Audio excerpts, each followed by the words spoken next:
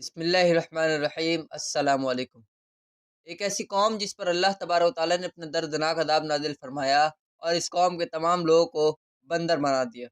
اس قوم کے لوگ کون سا ایسا گناہ کرتے تھے جس کی وجہ سے اللہ تبارک و تعالیٰ نے ان پر دردناک عذاب نازل فرمایا، اور یہ لوگ بندر بننے کے بعد کتنی دیر زندہ رہے اور پھر ان کو کس قدر دردناک موت آئی۔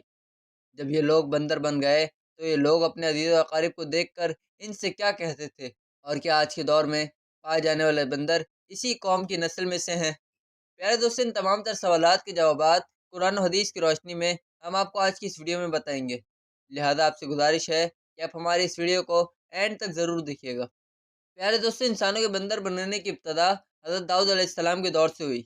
اس واقعے کا پس منظر کچھ یوں ہے کہ حضرت داؤد علیہ السلام اور ان کی قوم سمندر کے کنارے ایلا نامی گاؤں میں رہتے تھے، اور ان کی تعداد 70,000 کے قریب تھی۔ یہ قوم بڑی ہی خوشحال تھی اور اللہ تبارک و تعالیٰ کے فرمانبردار قوم تھی۔ اس قوم کو اللہ تبارک و تعالیٰ نے بے شمار نعمتوں سے نوازا تھا۔ ہر طرف سرسبز و شاداب باغات اور ہر طرف ہریالی ہی ہریالی تھی۔ اللہ تبارک و تعالیٰ کی بے پناہ کرم نوازی تھی۔ یہ لوگ اپنی اس زندگی میں بہت ہی خوش تھے۔ حضرت داؤد علیہ السلام کی قوم جو کہ سمندر کے کنارے رہتی تھی، تو اللہ تبارک و تعالیٰ کا ان پر یہ خاص کرم تھا کہ سمندر کے اس کنارے پر بے پناہ مچھلیاں آتی تھیں، جن کا یہ لوگ کاروبار کرتے تھے اور بہت ہی خوشحال والی زندگی گزارتے تھے۔ جب یہ قوم اللہ تبارک و تعالیٰ کی نعمتوں کی وجہ سے خوشحال ہو گئی تو اللہ تبارک و تعالیٰ کی نافرمانی پر اتر آئی اور طرح طرح کے گناہوں کے اندر مبتلا ہو گئی۔ پھر ایک دن اللہ تبارک و تعالیٰ نے اس قوم کا امتحان لینے کا ارادہ فرمایا، اور حضرت داؤد علیہ السلام کو وحی بھیجی کہ اپنی قوم سے کہیں کہ وہ ہفتے کے دن یعنی ہفتے والے دن مچھلی کا شکار کرنا بند کر دیں۔ اس طرح اللہ تبارک و تعالیٰ نے حضرت داؤد علیہ السلام کی قوم پر ہفتے والے دن مچھلیوں کا شکار حرام فرما دیا، اور پھر یہاں سے اس قوم کی بربادی شروع ہو گئی۔ پیارے دوستو، حضرت داؤد علیہ السلام نے اپنی قوم کو بتایا کہ اللہ تبارک و تعالیٰ نے ہفتے والے دن مچھلیوں کے شکار کو حرام قرار دے دیا ہے۔ تو وہ لوگ بہت ہی زیادہ پریشان ہو گئے اور ساری قوم سر جوڑ کر بیٹھ گئی، کیونکہ ہفتے کا دن ہی وہ دن تھا جس میں مچھلیاں وافر مقدار میں آتی تھیں اور خود بخود کنارے پر آ جاتی تھیں، اور باقی دن ایسے تھے کہ بہت کم اور نہ ہونے کے برابر مچھلیاں پکڑی جاتی تھیں۔ اس قوم کا گزر بسر جو کہ مچھلیوں کے شکار پر تھا، اسی وجہ سے اللہ تبارک و تعالیٰ کا یہ حکم سن کر یہ قوم پریشان ہو گئی۔ یہ نہیں جانتے تھے کہ اللہ تبارک و تعالیٰ کی طرف سے یہ ایک آزمائش ہے۔ پھر ایک دن شیطان نے ان کو وسوسہ ڈالا کہ سمندر سے نالیاں نکال کر خشکی میں بڑے بڑے حوض بنا لیے جائیں۔ جب ہفتے والے دن مچھلیاں آئیں گی تو نالیوں سے ہو کر ان بڑے بڑے حوضوں میں آ جائیں گی، اور اس طرح پھر ان نالیوں کا منہ بند کر دیا جائے گا۔ پھر اگلے دن یعنی اتوار والے دن ان کو پکڑ لیا جائے۔ شیطان نے اس قوم کے لوگوں کو ورغلایا کہ اس طرح ہم ہفتے والے دن شکار سے بھی بچ جائیں گے اور مچھلیاں بھی ہاتھ آ جائیں گی اور وہ بھی پکڑی جائیں گی۔ بہت سے لوگوں کو یہ الہ بازی اچھی لگی اور انہوں نے ایسا کرنا شروع کر دیا، اور سمندر سے چھوٹی چھوٹی نالیاں نکال کر بڑے بڑے حوضوں میں ڈال دیں، جس کے ذریعے وافر مقدار میں مچھلیاں ان حوضوں میں داخل ہو جاتی۔ اس قوم کے بدبخت لوگوں کو شیطان کا یہ حیلہ بہت پسند آیا، لیکن اس قوم نے یہ نہ سوچا جب مچھلیاں سمندر سے حوض میں آ کر قید ہو گئیں تو پھر مچھلیوں کا شکار ہی ہو گیا۔ اس لیے یہ شکار بھی ہفتے والے دن ہی قرار پایا جو اللہ تبارک و تعالیٰ نے حرام قرار دیا تھا۔ اس موقع پر یہودیوں کے 3 گروہ ہو گئے۔ کچھ لوگ ایسے تھے جو شکار کے اس شیطانی حلے سے منع کرتے تھے اور ناراض و بیدار ہو کر شکار سے باز رہے، اور کچھ لوگ اس کام کو دل سے برا جان کر خاموش رہے، لیکن انہوں نے شکار نہ کیا اور دوسروں کو منع بھی نہ کرتے تھے، بلکہ یہ لوگ منع کرنے والوں سے یہ کہتے تھے کہ تم لوگ ایسی قوم کو نصیحت کرتے ہو جنہیں اللہ تبارک و تعالیٰ ان قریب ہلاک کرنے والا ہے اور ان پر اپنا دردناک عذاب نازل فرمانے والا ہے۔ اور اس قوم کے کچھ لوگ ایسے تھے جو سرکش اور نافرمان لوگ تھے، جنہوں نے اللہ تبارک و تعالیٰ کے حکم کی اعلانیہ مخالفت کی اور شیطان کے الہ بازی کو مان کر ہفتے والے دن شکار کرنے لگے۔ یہ لوگ اللہ تبارک و تعالیٰ کے حکم کی کھلم کھلا مخالفت کرتے تھے اور ہفتے والے دن مچھلیوں کا شکار کر کے ان کو کھایا کرتے اور بیچا کرتے۔ پیارے دوستو، حضرت داؤد علیہ السلام کی قوم کے 1200 ایسے نافرمان افراد تھے جو منع کرنے کے باوجود بھی ہفتے کو ان نالیوں کے ذریعے شکار کرتے رہے۔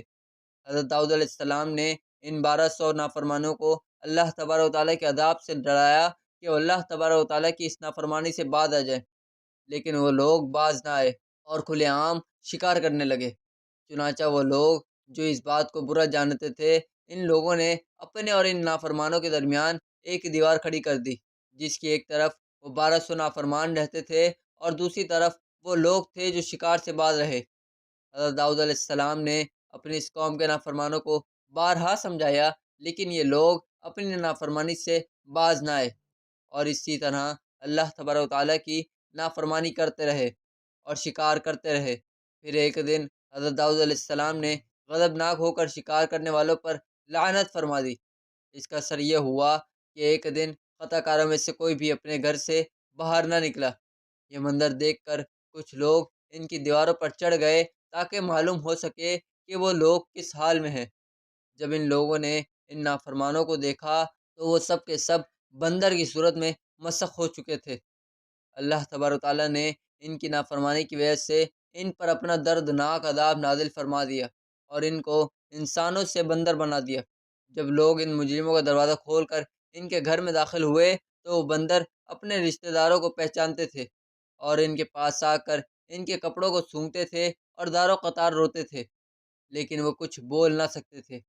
اللہ تبارک و تعالیٰ کے نافرمان بندر بن جانے والے لوگوں کی تعداد 12,000 تھی، اور ان 12,000 لوگوں نے اللہ تبارک و تعالیٰ کی نافرمانی کی اور اللہ تبارک و تعالیٰ نے انہیں بندر بنا دیا۔ جس طرح کہ اللہ تبارک و تعالیٰ سورہ بقرہ میں ارشاد فرماتا ہے، اور بے شک ضرور تمہیں معلوم ہے تم میں سے وہ جنہوں نے ہفتے میں سرکشی کی، تو ہم نے ان سے فرمایا تو ہو جاؤ بندر دتکائے ہوئے۔ اس طرح حضرت داؤد علیہ السلام کی قوم کے 12,000 نافرمان بندر بن گئے۔ یہ لوگ 3 دن تک زندہ رہے اور اس دوران یہ نہ کچھ کھا سکتے تھے اور نہ ہی کچھ پی سکتے تھے، بلکہ یوں ہی بھوکے پیاسے سب کے سب ہلاک ہو گئے اور 3 دن کے اندر سب کے سب مارے گئے۔ اور وہ لوگ جو ان لوگوں کو اللہ تبارک و تعالیٰ کی اس نافرمانی سے منع کرتے تھے، اللہ تبارک و تعالیٰ نے ان کو اس عذاب سے سلامت رکھا۔ اور وہ لوگ جو شکار کو برا جانتے تھے اور برا جان کر خاموش رہتے تھے، اللہ تبارک و تعالیٰ نے ان کو بھی اس عذاب سے محفوظ رکھا۔ پیارے دوستو، اب بات کرتے ہیں کہ آج کے دور کے بندروں میں سے کیا کوئی بندر ان کی نسل سے بھی کوئی موجود ہے؟ کیا آج کے دور میں پائے جانے والے بندر انہی بندروں کی نسل میں سے ہیں؟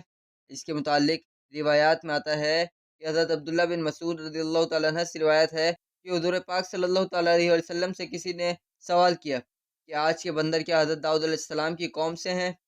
حضور نبی کریم رؤوف الرحیم صلی اللہ تعالیٰ علیہ وسلم نے ارشاد فرمایا کہ اللہ تبارک و تعالیٰ جس قوم پر عذاب بھیجتا ہے یا ان کی شکلوں کو مسخ کرتا ہے تو یہ عذاب انہی پر ہوتا ہے جن پر وہ عذاب نازل ہوا تھا، اور اس کے بعد اللہ تبارک و تعالیٰ نے ان لوگوں کو ہلاک کر دیتا ہے اور ان کی نسل آگے نہیں بڑھاتا۔ اسی لیے یہ بات غلط ہے کہ کچھ لوگ یہ سوچتے ہیں کہ آج کے بندروں میں بھی حضرت داؤد علیہ السلام کی قوم کے بندر بننے والوں کی نسل موجود ہے۔ ایسا کچھ بھی نہیں ہے۔ وہ لوگ صرف 3 دن زندہ رہے اور اس کے بعد سب کے سب ہلاک ہو گئے اور اللہ تبارک و تعالیٰ نے اس قوم کے نافرمانوں کو صفحہ ہستی سے مٹا دیا۔ اللہ تبارک و تعالیٰ سے دعا ہے کہ اللہ تبارک و تعالیٰ ہمیں اپنی رضا والے کام کرنے کی توفیق عطا فرمائے اور ہم سب کو صراط مستقیم پر چلائے، آمین۔ دوستو، امید ہے آپ کو آج کی ویڈیو بھی اچھی لگی ہوگی۔ چینل کو سبسکرائب اور ویڈیو کو لائک کریے گا۔ ملتے ہیں اگلی ویڈیو میں، تب تک کے لیے اللہ حافظ۔